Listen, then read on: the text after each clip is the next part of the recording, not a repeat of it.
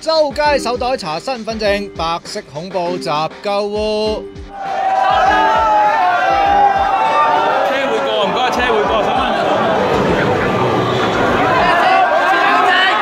尋晚仍然有好多市民去救護㗎，警察一樣驚人治港，見人就 check， 搞下白色恐怖咁啦。因為行人專用區嘅時間咧已經完結啦，咁啊麻煩各位市民啊，幫幫手，咁啊下個禮拜再幾日啦可以行。亦都有零星嘅衝突。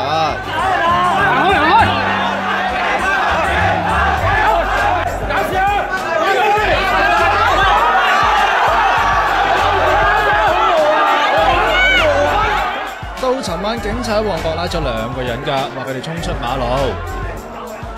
其實凌晨一樣咁精彩㗎，成500人第一晚買唔夠皮，尋日凌晨再參加深宵救護團。食小費啊！簡直造成一個嚴重嘅傷害。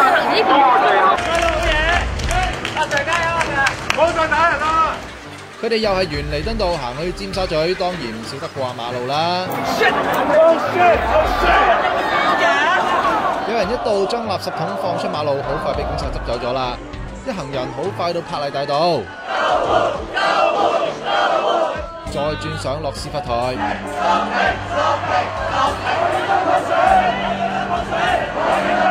去到凌晨4點就散 band，有40幾人喺金馬倫道被警察截。另一批60幾人就喺中港城對出俾警察查。4點幾左右跟住上去搭你講乜你講到個話乜嘢啊？我7-11咧，買咩啊？你喺旺角行到嚟尖沙咀7-11同旺角冇啊？